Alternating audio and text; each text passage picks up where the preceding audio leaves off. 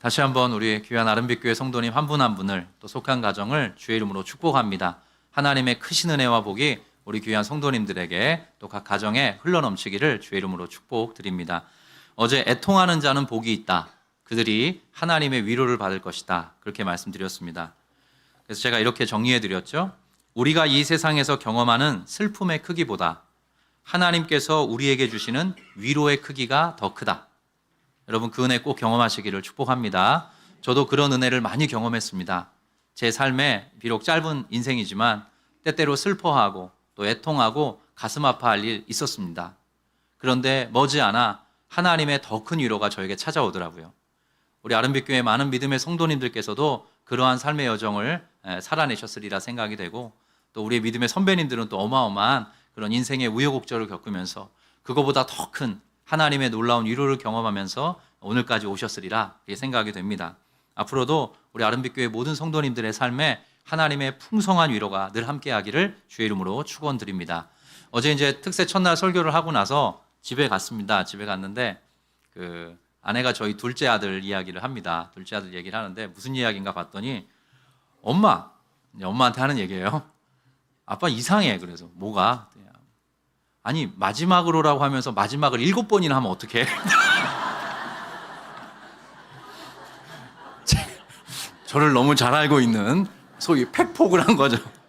제가 약간 그런 느낌이에요. 뭐 저를 이미 여러분들이 다 헤아려주고 계시지만 제가 아직 초보인데다가 약간 그런 느낌이에요. 공깃밥이 있는데 공깃밥에 밥을 꽉꽉 눌러 담는 그런 느낌으로 저는 설교를 좀 준비해요. 아직은 제가 좀 그런 면에서 좀 노련해질 필요가 있죠. 그래서 아무튼 시간이 이제 얼마 안 남으면 마지막으로 이렇게 하게 됩니다. 마지막을 7번이나 했다고 약간의 과장법을 섞어서 둘째가 그렇게 이야기했다고 해요. 그래서 제가 오늘은 꼭지를 많이 줄였습니다. 네, 제가 온유한 자로 살아가시길. 오늘 말씀은 팔복 세 번째 시간인데요. 온유한 자에 대한 이야기입니다. 온유한 자 이렇게 되죠. 온유한 자는 복이 있나니 그들이 땅을 기업으로 받을 것이며. 오카노 목사님 설교를 우연히 듣게 됐는데 오카노 목사님께서 이 대목을 이렇게 이야기하셨더라고요. 한국 사람이 제일 좋아하는 팔복의 한 대목이다. 이게 부동산이 땅이 한 평 생긴다는 얘기니까 그런 이야기를 위트 있게 또 하셨더라고요. 근데 이거는 예수님께서 처음 꺼내신 이야기가 아닙니다. 팔복의 요 대목에 처음 나오는 이야기가 아니에요. 지난주 금요기도에 참여하셨던 분은 이 말씀의 이제 효시가 되는 이 말씀의 원천이 되는 구약의 말씀을 우리가 함께 봤습니다.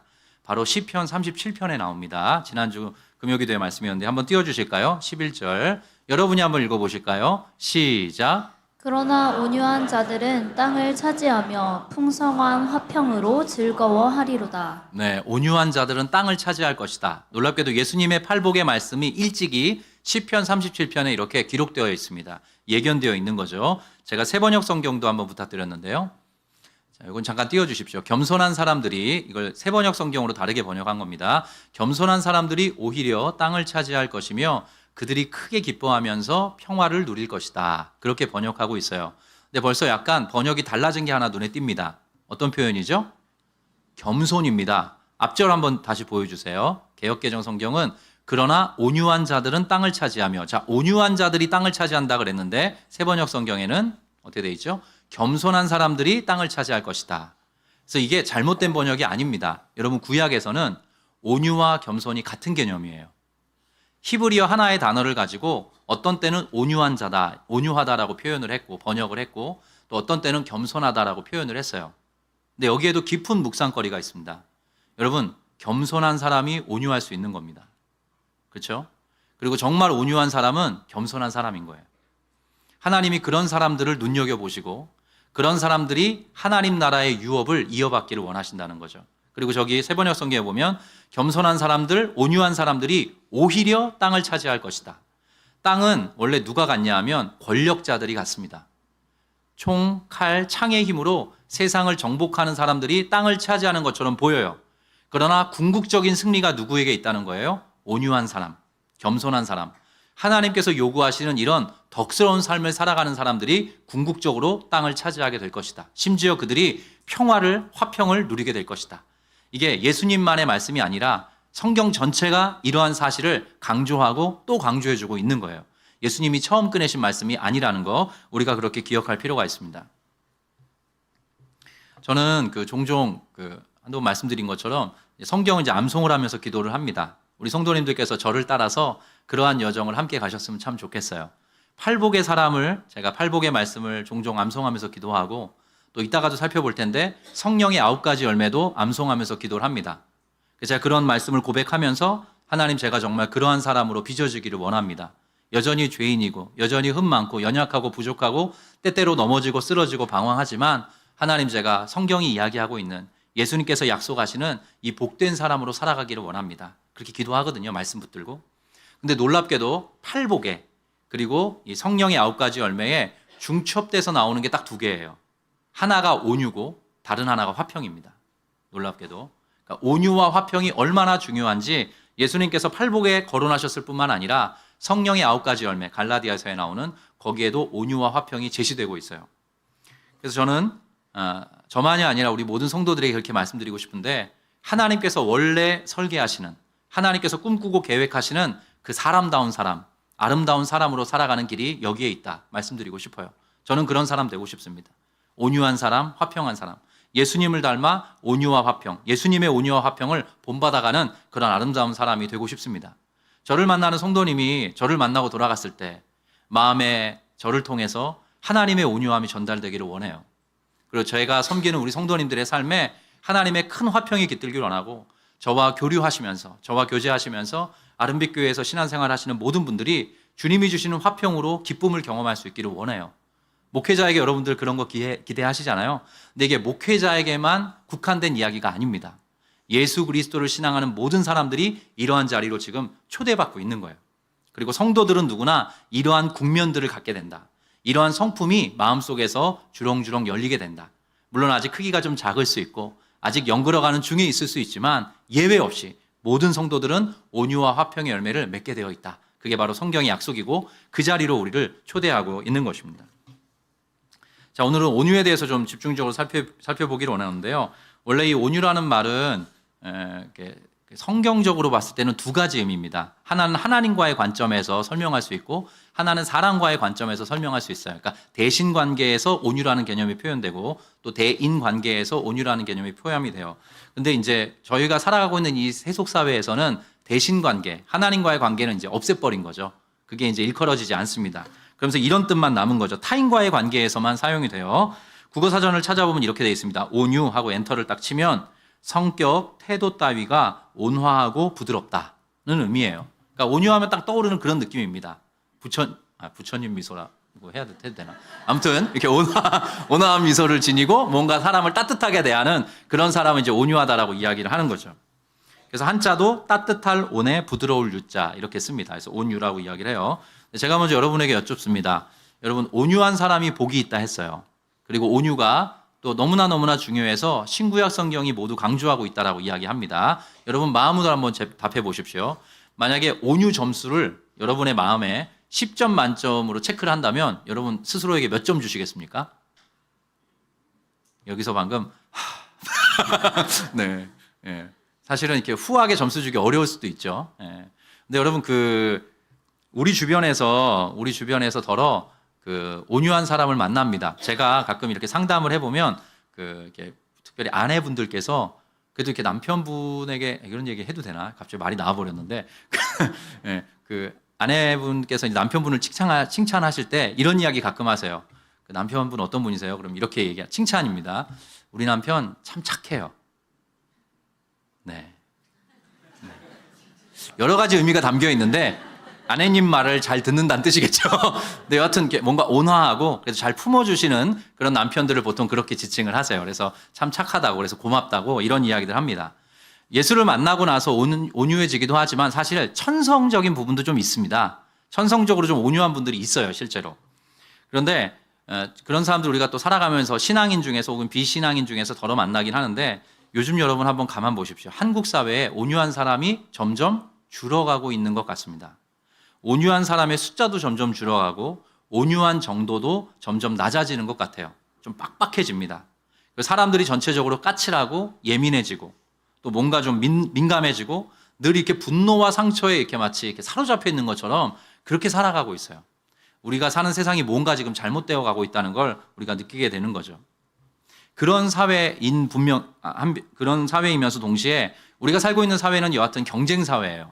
경쟁 사회. 그래서 우리가 최선을 다해서 온유함보다는 뭔가 떳떳하고 좀 당당하고 또 역량이 있고 뭔가 시식하고 어느 정도의 자부심과 자긍심도 있어서 뭔가 일들도 척척척 처리해가는 자기 효능감이 압도적으로 높은 그런 사람들이 선호되는 사회를 우리가 살아가고 있어요. 그래서 그런 사회 속에서 이제 온유한 사람은 복이 있다라는 말은 그냥 우리끼리 하는 얘기지. 우리가 마주한 세상 속에서는 그렇게 효과를 발휘하지 못하는 그런 느낌을 받게도 됩니다. 그래서 온유하다는 게 약간 이렇게 왜곡되기도 해요. 한번 여러분 생각해 보십시오. 할 말을 제대로 못하는 사람, 그리고 그냥 잘 참는 사람, 그리고 때때로 손해보는 사람, 약간 우유부단한 사람, 그래서 때로 답답함을 유발하는 사람, 약간 이런 게 이제 온유하고 약간 이렇게 맞붙어 있는 조금 안 좋은 상황이지만 그런 뉘앙스를 풍기는 시대를 우리가 살아가고 있는 거예요. 그래서 온유라는 것이 그렇게 미덕이지 못한 그런 사회 속에 우리가 살아가고 있다. 그런데 예수님은 분명히 말씀하십니다. 성경도 분명히 이야기해요. 온유한 자가 복이 있다. 온유한 사람은 반드시 하나님의 복을 경험하게 되어 있다. 그렇게 약속하고 보장하십니다. 그럼 이게 어떤 의미인지 우리가 좀 깊숙이 들어가 볼 필요가 있는 거죠. 왜 이렇게 온유한 자에게 분명한 복이 뒤따를 것이다 강조하시는지 한번 확인해 보겠습니다. 오늘 우리가 읽었던 그 온유한 자는 복이 있다라고 할 때 그 온유한이라는 말이 한번 따라해 보겠습니다. 헬라어로 프라우스. 예, 브라우스가 아니라 프라우스라는 단어를 씁니다. 이제 프라우스라는 말을 쓰는데 신약 성경에 자주 나오는 말은 아니에요. 근데 담고 있는 의미가 묵직합니다. 명사 또 형용사로 한 15번 정도 사용이 돼요. 근데 이 온유라는 개념이 아까 제가 말씀드렸던 것처럼 이 의미가 되게 묵직한 게 이유가 있습니다. 예수님께서 자기 자신의 성품을 온유하다라고 스스로 천명하셨기 때문에 그래요. 그 말씀을 한번 띄워주실까요? 마태복음 11장 말씀인데요. 제가 읽겠습니다. 수고하고 무거운 짐진 자들아 다 내게로 오라. 내가 너희를 쉬게 하리라. 그 다음은 여러분 시작. 나는 마음이 온유하고 겸손하니 나의 멍에를 메고 내게 배우라. 그리하면 너희 마음이 쉼을 얻으리니. 네, 놀랍게도 예수님께서 어떤 분이시고 또 어떤 일을 우리에게 해주시기를 원하시는지 스스로 그것을 표현하셨어요. 천명하셨습니다. 근데 그것을 쉼이라고 이야기합니다. 안식을 우리에게 주겠다. 수고하고 무거운 모든 짐진 자들아 다 내게로 오라. 내가 너희를 쉬게 할 것이다. 이렇게 약속하시면서 예수님께서 갖고 계신 마음 중심의 태도, 마음 중심의 성향을 첫 번째로 온유함이라고 설명하고 계세요. 심지어 예수님은 겸손한 분이시죠. 하늘 보좌를 버리고 이 땅 가운데 낮아지신 겸손한 분이신데 그 겸손보다도 더 앞선 개념으로 온유를 지금 거론하고 계신 거예요. 그러니까 예수님의 성품이 온유하다는 거예요. 예수님의 성품이 누구보다 온유하시고 그 예수님의 그 온유한 성품을 본받아 우리 모든 하나님의 성도들이 온유한 자로 살아가기를 원하신다는 거죠. 자, 그래서 이 온유하다는 말을 조금 더 들여다보면 이렇습니다. 여러분이 아마 이거 다 들어보셨을 거예요. 원래 이 프라우스라는 말은 첫 번째로는 이런 의미예요. 야생마가 길들여졌을 때의 상태를 묘사하는 겁니다. 야생 동물을 야생의 상태에서 그냥 있던 그 동물을 붙잡아가지고 길들입니다. 길들이는데 이렇게 길들이는 거죠.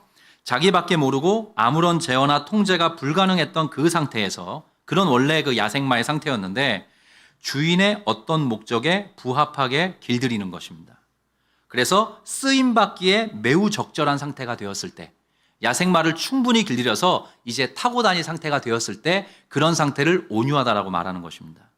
그냥 성품이 유순하다가 아니라 원래 그런 폭발적인 힘이 있는데 그 힘이 잘 정돈되고 잘 정리되어서 주인의 용처에 맞게 주인이 쓰고자 하는 그 목적에 맞게 적절하게 준비된 상태를 이제 온유하다라고 이야기한다는 거예요. 그게 프라우스라는 뜻입니다. 곧 우리식으로 말하면 우리에게 적용하면 이렇습니다.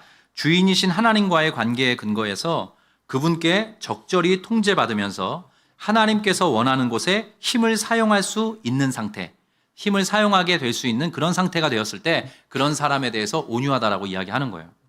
그래서 힘이 없다, 뭐 유약하다 이런 게 아니라 힘이 있는데 그게 잘 정제된 혹은 잘 정돈된 혹은 통제된 상태를 바로 온유하다라고 이야기를 하는 거죠.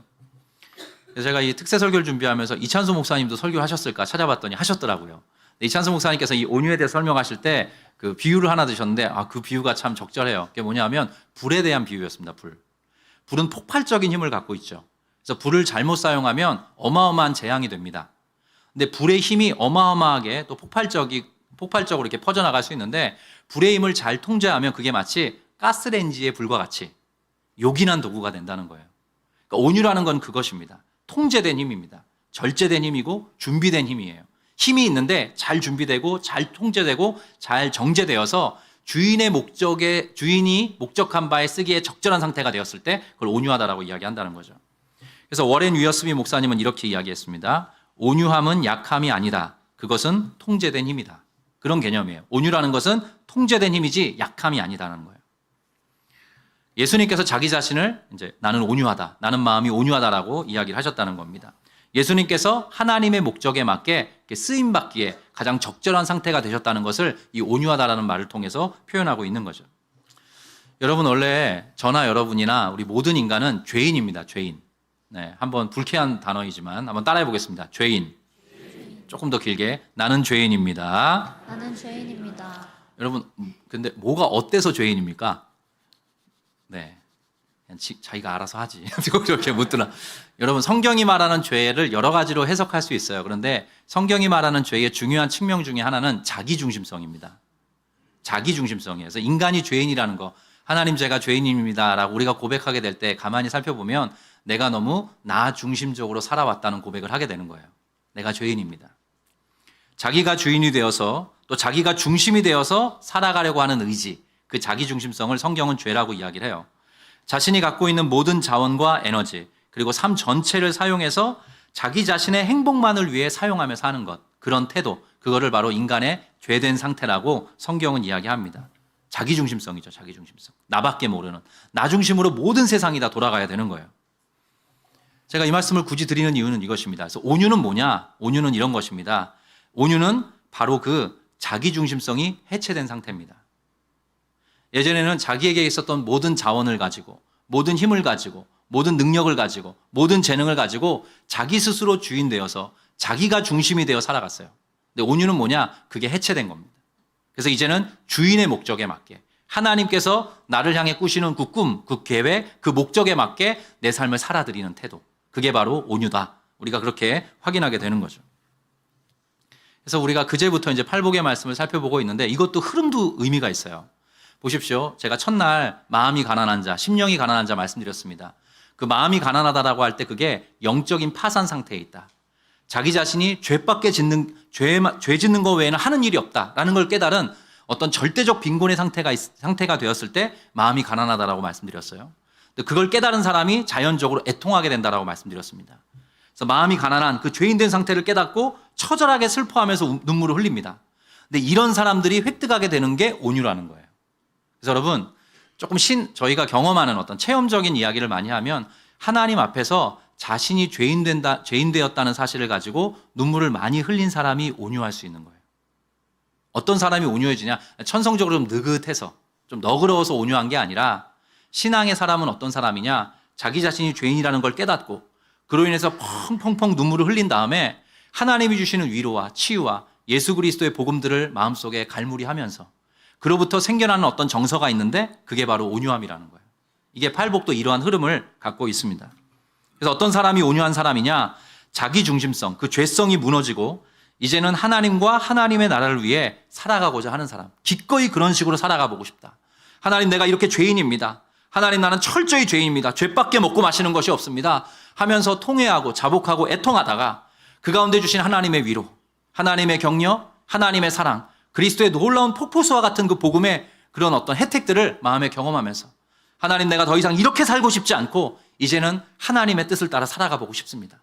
이런 식으로 딱 준비된 상태. 그것이 바로 성경이 말하는 온유하다라는 말의 정체라는 것이죠. 그래서 우리 이 시간 예배하는 모든 성도님들은 예수 믿는 분들이시죠. 주의 성령께서 여러분 안에 계십니다. 예수의 영이신 성령께서 여러분의 마음 안에 계세요. 그래서 여러분께서 그 성령을 의지하면서 여러분의 죄인됨을 인정하며 늘 은혜를 구하면서 나아가실 때 여러분의 영혼 속에, 여러분의 내면 속에 이 온유의 덕이 새롭게 창조될 것입니다. 그 온유함을 가지고 아름답게 멋지게 탁월하게 살아가는 게 바로 성도라는 것이죠. 그리고 그 온유한 마음이 잘 준비되었을 때 저는 아름빛교회 목회자로서 해야 될 일이 있습니다. 근데 한 분 한 분은 저마다 하나님이 주신 그 위치, 그 자리, 또 하나님께서 주신 여러 가지 관계망 속에서 여러분에게 부여하신 모든 은사, 모든 재능, 모든 달란트들을 가지고 쓰임받게 될 거예요. 하나님은 그런 식으로 우리 인생을 다루시고 그런 식으로 인간 사회를 이렇게 펼쳐가기를 원하세요. 그게 바로 이 온유한 자의 복에 담겨 있는 의미라고 할 것입니다. 한 번만 더 강조해 드릴게요. 예수님이야말로 인류 역사상 그 누구보다 하나님의 목적에 부합한 삶을 사셨어요. 자기중심성이 없는 분이셨습니다. 예수님의 삶은 오매불망 하나님의 뜻이 무엇인가, 그 뜻을 따라 순종하는 삶을 살아내신 분이죠. 그래서 이 온유의 모범이다라고 우리가 할 수 있겠습니다. 예수님은 이름 자체가 그랬습니다. 예수께서는 예수라는 말의 이름이 그렇죠. 그가 그 자기 백성을 그들의 죄에서 구원할 것이다. 구원자라는 뜻이에요. 예수님은 실제로 그런 삶을 사셨죠. 하나님 아버지께서 요구하셨던 모든 율법을 다 완성해 내셨습니다. 그래서 자기의 의로움을 그를 믿는 모든 자들에게, 저와 여러분에게 다 나누어 주셨고, 우리는 그분을 믿는 믿음 안에서 영원토록 하나님의 자녀로 용납받게 되었습니다. 우리를 구원하신 거죠. 예수님께서 자신에게 부여된 그 인생의 목적을 따라, 하나님의 뜻을 따라 자신의 삶을 살아내셨습니다. 예수님이야말로 온유한 분이십니다. 그리고 예수님 안에 있었던 진리와 생명, 풍성함을 저와 여러분에게까지 나누어 주셨어요. 그래서 우리가 이렇게 행복하게 환경과 조건을 초월하는 천국의 기쁨과 천국의 행복과 천국의 풍성함을 누리면서 살아가는 성도가 된 거죠. 그게 바로 예수 그리스도를 통해 주어진 것입니다. 근데 예수님이 온유한 분이신데 예수님이야말로 하나님의 목적에 옳게 온당하게 쓰임받은 분이시다. 우리가 이 사실을 늘 마음에 품어야 될 것입니다. 근데 한 가지 그런 하나님과의 관계에서 온유라는 것을 제가 이렇게 길게 설명해 드렸어요. 하나님의 목적, 하나님의 뜻에 맞게 삶을 살아내는 것, 그것이 온유인데 이것이 자연스럽게 어떤 식으로 파생되냐 하면 대인관계로 파생이 됩니다. 여러분, 예수님께서 오셔서 제가 지난 두 날에 걸쳐서 말씀드렸는데 저는 정말로 그 복음서를 읽어가면 예수님을 정말 사랑하게 돼요. 예수님을 정말 흠모하게 됩니다. 예수님 정말 멋진 분이에요. 정말 아름답고 우리가 정말 사귀어볼 만한 분입니다. 왜냐하면 예수님은 한 사람 한 사람을 소중히 여기는 분이시기 때문에 그래요. 예수님의 온유가 그런 식으로 발현되는 것입니다. 하나님 앞에 내가 이런 목적이 있다. 하나님께서 나를 이런 목적과 계획을 따라 나를 부르셨고 보내셨다. 이런 정체성이 딱 있으시니까 사람에 대해서 그런 식으로 살아가게 되는 거죠. 한 사람 한 사람을 얼마나 소중히 귀하게 또 존중하시면서 예수님이 걸어가시는지 우리가 복음서를 통해서 확인하게 됩니다. 예수님은 죄인과 세리와 창기의 친구가 되어주셨어요. 그 한 사람 한 사람, 다른 사람들은 눈길도 주지 않는 그런 존재들에 대해서 예수님은 깊은 사랑과 애정을 표현하는 그런 분으로 묘사되고 있습니다. 가난한 사람, 핍절한 사람, 병든 사람, 슬픈 사람, 마음 상한 사람을 일일이 찾아가셔서 그들을 어루만지시고 그들을 고쳐내시는 게 바로 예수님이셨습니다. 예수님의 그런 말과 행동을 통해 사람들은 변화를 경험하고 이전과는 전혀 다른 생명의 길로 걷게 되었습니다.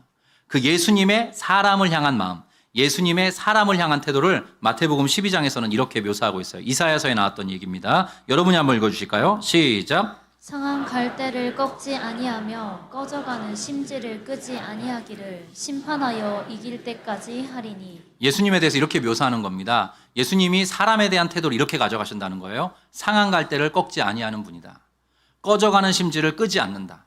제가 아까 말씀드렸던 그 모든 인생들은 상한 갈대와 같은 인생이었어요. 꺼져가는 심지와 같은 그런 존재들이었습니다. 근데 그들을 꺾지 않고 그 꺼져가는 심지를 끄지 않는 게 바로 예수님이라는 거죠. 예수님의 온유가 이런 식으로 대인관계를 통해서 드러났다는 것입니다. 정리하면 이렇습니다. 예수님의 온유함은 하나님을 향하여서는 순종입니다. 하나님을 향하여서는 순종의 걸음으로 나타났고 사람을 향하여서는 그를 참아주고 그를 기다려주고 또 그를 사랑해주는 그런 방식으로 드러났어요. 그게 바로 예수님이 보이신 온유라는 덕입니다. 예수님이 그렇게 모본을 보이셨을 뿐만 아니라 예수님이 또한 온유한 분이신데 이 설교를 듣는 많은 하나님의 사람들에게 예수 그리스도의 제자들에게 이렇게 이야기하시는 거예요. 온유한 자가 복이 있다. 그들이 땅을 기업으로 받을 것이다. 예수님이 온유하신데 우리 모든 하나님의 성도들에게 그 복을 따라 그 길을 따라 걷기를 요구하고 계세요. 왜냐하면 우리가 예수 닮아 정말로 아름답고 건강하고 하나님께서 꿈꾸시는 그런 복된 인생들로 빚어지기를 원해서 예수님이 이렇게 친히 본을 보이시고 또 우리에게 이렇게 말씀으로 가르침을 주시는 겁니다. 그래서 찬양 중에 그런 찬양이 있습니다. 예수 닮기를이라는 찬양이 있어요. 거기도 이제 온유하시며 이런 고백이 나오기도 하는데 우리가 참 이렇게 마음에 손을 대면서 부르기에 참 좋은 곡이에요. 이런 고백이죠.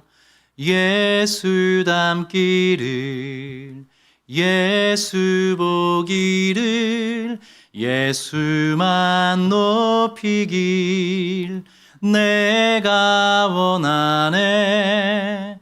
내 평생 소원 예수 닮기를, 예수만 닮기를 내가 원하네. 참 좋은 곡이에요. 왜냐하면 예수님이 그걸 꿈꾸고 계시기 때문입니다. 예수께서 먼저 모범을 보이시며 온유한 자의 삶을 살아내셨어요. 그리고 우리에게 이야기하시는 겁니다. 이 삶이 참 복된 거야. 너희도 그 삶을 살아가길 원한다. 내가 너희를 온유함으로 대했어. 너희도 그 온유를 맛보고 누리고 또 그 온유함으로 하나님 앞에 사람 앞에 그렇게 살아가는 나의 백성이 되기를 원한다. 그게 바로 예수님의 초대인 거죠. 그리고 우리를 향해 부어주신 그 예수님의 온유한 사랑을 고린도전서에서는 이렇게 분명히 묘사해주고 있습니다. 여러분 잘 아는 말씀인데요. 한번 읽어주실까요? 시작. 사랑은 오래 참고 사랑은 온유하며 시기하지 아니하며 사랑은 자랑하지 아니하며 교만하지 아니하며. 하나님께서 보여주시는, 하나님께서 그리스도를 통해 우리에게 보여주시는 사랑의 정체가 이렇다는 것입니다. 사랑은 오래 참는 것이고 사랑은 그렇게 온유하게 기다려주고 그의 곁에 있어주고 그에 대한 소망을 끄지 않고 그의 상한 갈 때 꺾지 않고 그의 꺼져가는 심지를 끄지 않는 그러한 방식으로 기다려주는 것, 그게 바로 사랑이다. 하나님의 이 사랑이, 그리스도의 사랑이 저와 여러분의 삶에 부어져서 우리가 이만큼 사람다운 사람으로 살아갈 수 있는 것입니다. 그러한 방식으로 끊임없이 우리의 삶을 또한 초대하고 있는 거죠. 이게 바로 온유라는 말의 정체입니다. 대신 관계에 있어서, 대인 관계에 있어서 이런 식으로 예수님께서 본을 보여주시고 가르침을 우리에게 주셨던 거예요. 자, 근데 이제 마지막 대목인데요. 마지막 대목인데 온유한 자는 땅을 기업으로 받는다 그랬습니다. 땅을 기업으로 받는다. 이 이야기만 좀 더 살펴볼게요. 자, 땅을 기업으로 받는다는 의미가 벌써 저와 여러분이 좀 한편으로는 이게 피식거리게 되는 게 땅이 우리 게 아닌데 어떻게 땅을 기업으로 받냐 했습니다. 부동산 등기부 등본이 생긴다는 이야기는 아닐 거예요. 자, 근데 이런 겁니다. 쉽게 말하면 이런 거예요. 예수님께서 그러하셨던 것처럼 땅을 기업으로 받는다는 거예요. 자, 예수님은 칼과 창을 손에 들어보신 적이 없습니다. 근데 예수님께서는 당신의 사랑으로, 당신의 온유함으로 세상의 많은 사람들에게 감화력을 미치셨어요. 지금도 어느 땅끝 하나 없이, 예외 없이 대부분 예수 그리스도를 섬기는 십자가가 세워져 있습니다. 바로 예수님의 모습을 이렇게 미리 묘사한 것이에요. 그래서 이 온유의 근거에서 대신관계와 대인관계를 예수님과 같이 형성해 나가는 사람은 반드시 무사람과 공동체 속에 어떤 감화력과 영향력을 미치게 된다는 것입니다. 여러분 주변에 그냥 마음이 좀 너그러운 사람이 있다고 생각해 봅시다. 온유한 사람. 그 사람도 정말로 이렇게 가볍지 않은 영향력을 미치게 돼요. 하물며 우리 한 사람 한 사람이 예수님의 이 온유함을 우리의 마음에 새기고 그 온유함을 사모하면서 우리의 삶의 덕으로 우리가 마음속에 잘 갈무리하고 한 걸음 한 걸음 떼어갈 때 우리의 삶을 통해서 우리의 일상만큼 하나님의 나라가 확장되게 된다는 뜻을 이렇게 표현하고 있는 겁니다. 그리고 또 하나, 여러분 하나님께서 다음 세상을 준비하고 계시다 이야기를 해요. 근데 그 다음 세상을 성경에서는 새 하늘과 새 땅이라고 묘사합니다. 새 하늘과 새 땅에 들어갈 자격이 있는 사람이 누구냐? 그 사람이 바로 온유한 자들이라는 거예요. 하나님께 은혜를 입고 그리스도의 온유를 경험한 사람. 그래서 기꺼이 온유한 방식으로 살아가기를 소원하는 사람. 그 사람이 바로 새 하늘과 새 땅에 분깃이 있는 하나님의 백성이 될 것이다. 종말론적 승리의 그림을 그렇게 보여주고 있는 겁니다. 우리는 살아가면서 땅 한 평 우리가 소유하지 못할 수 있어요. 그러나 예수님도 그러셨습니다. 예수님 뭐라 그러셨어요? 인자는 머리 둘 곳이 없다 그러셨어요. 예수님 자신께서 머리 둘 곳이 없다고까지 이야기하셨어요. 예수님은 땅을 소유하지 않으셨습니다. 그러나 그분께서는 그 수많은 땅에서 경배받는 하나님의 아들이 되셨어요. 우리 모든 성도들도 그러한 방식으로 살아가라고 요구하고 있는 겁니다. 제가 결론적으로 이렇게 말씀드립니다. 우리 성도 한 분 한 분, 여러분에게 하나님께서 예수 그리스도를 통해서 온유를 나타내 보이셨습니다. 그리고 그 온유를 품고 살아가도록 우리를 초대하고 계세요. 우리가 그 온유를 사모하고 예수 그리스도를 흠모하면서 온유의 사람으로 살아가고자 할 때 하나님께서 우리의 삶에 놀라운 것들이 뒤따르도록 복을 내려주시겠다 약속하고 계신 것입니다. 하나님께서 우연이 없으신 분이시거든요. 그래서 저와 여러분을 그 직장, 그 위치, 그 가정, 그 삶의 환경에 위치시키신 이유가 있는 것입니다. 그 자리에서 예수님의 온유를 본받고 예수님의 온유를 헤아리면서 예수의 뒤를 따라가기를 원하고 계세요. 그 끝에 하나님께서 우리가 이해하지 못하는 방식으로 하나님의 복됨을 우리 인생 가운데 부어주실 것이다. 이 말씀을 통해 약속하고 계신 것이죠. 로마서 12장의 말씀을 우리는 잘 알고 있습니다. 너희는 이 세대를 본받지 말고 오직 너희의 마음이 새롭게 함으로 변화를 받아 하나님의 선하시고 기뻐하시고 온전하신 뜻이 무엇인지 분별하며 살아가도록 하라. 이전에는 그저 내 중심적으로 나를 위한 삶을 살았는데 예수 그리스도의 온유하심이 우리에게 임하여서 우리가 하나님의 자녀가 되었습니다. 이제는 더 이상 나 자신을 위해서 살지 않고 예수 그리스도와 같이 하나님의 목적이 무엇인가, 하나님의 기뻐하시고 선하시고 온전하신 뜻이 무엇인가 헤아리면서 살아가는 사람이 되도록 우리를 이제 부르십니다. 그 부름 앞에 우리가 반응하게 될 때 그러한 방식으로 하나님을 섬기고 그러한 방식으로 누군가를 기다려주고 누군가에게 온유한 방식으로 그 우리의 삶을 이렇게 내어 보여줄 때 하나님께서 우리의 삶을 반드시 복되게 만들어 주실 것이다. 그렇게 이야기하고 계신 거죠. 그래서 제가 축복해 드리고 싶습니다. 우리 여기에도 이제 귀한 형제님들 계십니다. 아까 우리 형제님들께서 또 특송도 하셨는데 여러분 남편께서 이 온유를 소유하시고 이 온유를 꿈꾸시면 그 가정이 복을 받습니다. 아내가 행복해져요. 그럼 아내분은 예외냐? 아닙니다. 아내분들께서 온유해지시면 온유를 사모하시면 남편이 행복해집니다. 그리고 자녀들도 행복해져요. 그래서 하나님께서 이 온유라는 방식으로 이 세상이 아름다워지고 이 세상이 따뜻해지고 이 세상이 부드러워지고 이 세상이 예수 그리스도를 더욱더 뒤따르는 빛 대신 예수 그리스도를 흠모하는 그런 세상으로 만들어져 가기를 원하고 계시다는 거죠. 하나님께서 여러분에게 어떤 자리를 부탁하셨습니까? 어떤 역할을 맡기셨습니까? 어떤 자리에 위치하셔서 예수 그리스도의 사람으로 살아가게 하셨습니까? 그곳에서 예수 그리스도의 온유함을 여러분의 인생의 자원으로 삼고 여러분의 인생의 표지판으로 삼고 한 걸음 한 걸음 떼어가시기를 부탁드립니다. 그 끝에 여러분을 통해서 예수 그리스도의 아름다운 덕이 많은 사람들에게 흘러넘치게 될 것입니다. 마지막으로 했네요.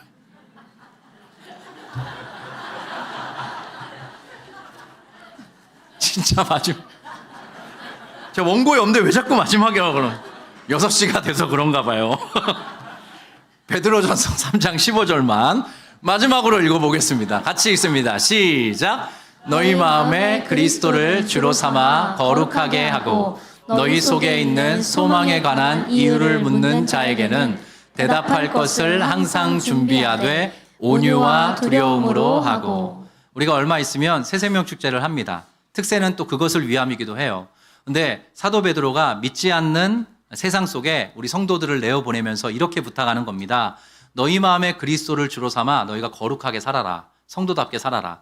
그러면서 이런 방식으로 복음 전도를 하라고 이야기해요. 뭐라고 하냐면 너희 속에 있는 소망에 관한 이유를 묻는 자들이 찾아올 것이다. 자, 그들이 찾아올 때 그들에게 대답할 것을 잘 준비해야 된다.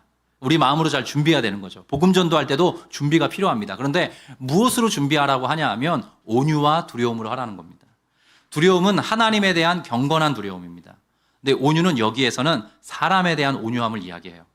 예수께서 나에게 보이신 그 온유함으로 예수님이 나를 어떻게 온유하게 대하셨는지를 헤아리면서 그 사람을 기다려주라는 겁니다.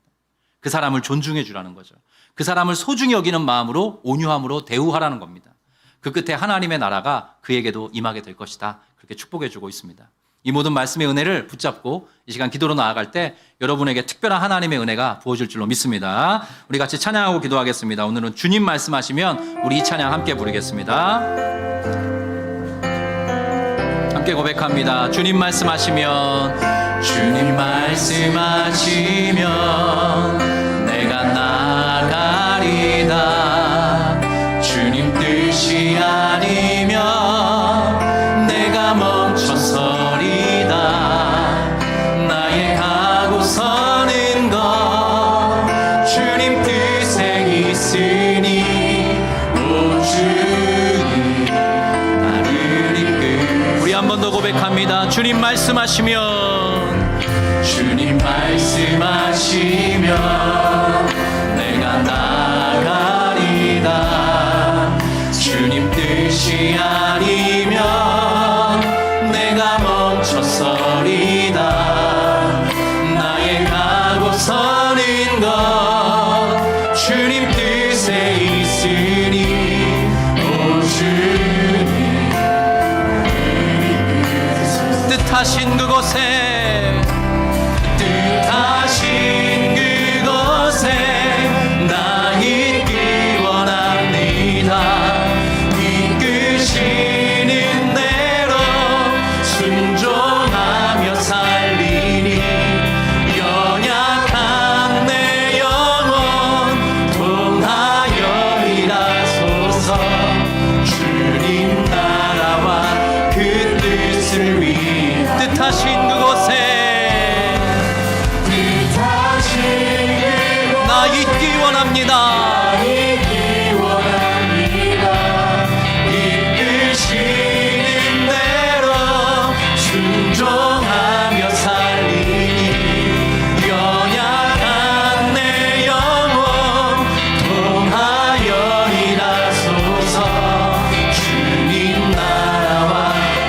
뜻을 위하여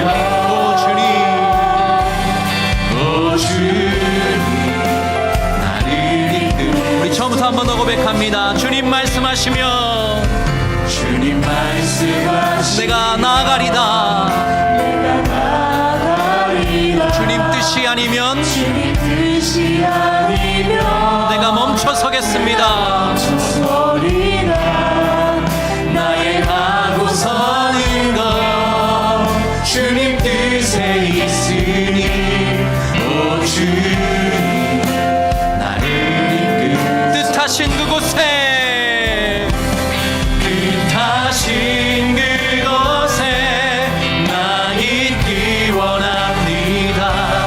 이끄시는 대로 순종하며 살리니 연약한 내 영혼 통하여 일하소서.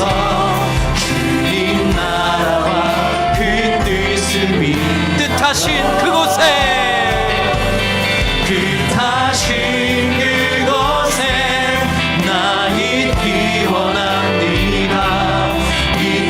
이끄시는 대로 순종하며 살리니 연약한 내 영혼 통하여 일하소서. 주님 나라와 그 마지막으로 한 번만 더 고백합니다. 뜻하신 그곳에 뜻하신 그곳에 나 있기 원합니다. 이끄시는 대로 순종하며 살리니 연약한 내 영혼 통하여 일하소서. 주님 나라와 그 뜻을 위하여 주님 나를 이끄소서. 오 주님 나를 이끄소서. 오 주님 나를 우리 한 번만 더. 오 주님 나를 이끄소서. 오 주님 나를 이끄소서. 같이 한번 말씀 붙들고 기도하기 원합니다. 온유한 자는 복이 있나니 저희가 땅을 기업으로 받을 것이라 하셨습니다. 그리고 그 온유의 본을 예수께서 보여주셨습니다. 예수께서는 하나님의 목적에 합당하게 자신의 삶이 쓰임받기를 기뻐하셨습니다. 예수께서는 하나님이 맡겨주신 사명을 감당하기 위해 이 땅 가운데 오셨고 그 사명을 온유함으로 순종함으로 완수해내셨습니다. 그러면서 우리에게 말씀하십니다. 너희도 온유하기를 원한다.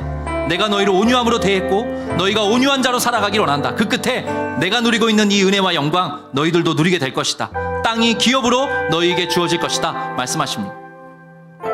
그러면서 예수께서는 우리에게 또한 그렇게 대우하시죠. 우리를 상한 갈대를 꺾지 않으시고 꺼져가는 심지를 끄지 않는 방식으로 우리의 삶을 포기하지 않고 우리의 삶에 끊임없이 당신의 은혜를 나누어 주십니다. 예수님의 온유입니다. 그 온유를 우리의 것 삼으라고 끊임없이 요구하고 계십니다. 여러분 어떤 삶의 자리에 있습니까? 거기에서 이 예수님의 온유를 본받아 가시는 주의 사람들 되기를 축복합니다. 여러분을 통해서 그 삶의 현장에 하나님의 역사와 하나님의 나라와 하나님의 영광과 하나님의 빛이 드러나게 될 것입니다. 여러분을 그러한 존재로 하나님이 사용해 주실 거예요. 하나님 내가 온유의 사람으로 살아가기 원합니다. 나의 삶에 은혜를 베풀어 주시고 예수를 흠모하고 예수를 닮아가는 그 복이 나에게 있게 하여 주시옵소서. 우리의 삶을 주님 앞에 의탁하면서 주여 한번 외치고 함께 통성으로 기도하겠습니다. 주여 하나님 아버지 은혜와 사랑에 감사합니다. 아버지 제가 아름빛 교회 담임 목사로 부름을 받았습니다. 우리 가정의 가장으로 부름 받았습니다. 사위로서 또 아들로서 부름을 받았습니다. 세움을 받았습니다. 예수 그리스도의 온유함이 정말로 저에게 지표가 됩니다. 예수 그리스도의 온유함을 닮아가는 내가 되기를 간절히 바라고 소망합니다. 예수 그리스도께서 어떤 온유를 보이셨는지 하나님의 목적에 부합하게 쓰임받는 사명을 감당하는 존재로 제 삶에 나타내 주셨고 그 온유하심으로 아버지 나의 삶을 선대하시고 후대하시고 나의 삶을 향한 하나님의 그 사랑을 끄지 않으시고 거두지 않으시고 끝까지 나를 사랑해 주셔서 내가 여기까지 이만큼 사람다운 사람으로 아름다운 사람으로 있게 되었습니다. 빚어져 갈 수 있게 되었습니다. 하나님 여기 은혜와 사랑을 다시 한번 잊지 않고 마음에 새기기 원합니다. 그리스도의 온유를 본받아가기 원합니다. 나는 마음이 온유하고 겸손하니 나에게 맞서 내게 배우라 말씀하셨습니다. 나의 멍에를 메고 내게 배우라 말씀하셨습니다. 그리스도의 온유를 닮아가기 원합니다. 나 중심으로 살지 않고 방식으로 하나님의 목적, 하나님의 뜻, 하나님께서 주신 사명을 위해서 하나님이 꿈꾸신 하나님의 나라를 위해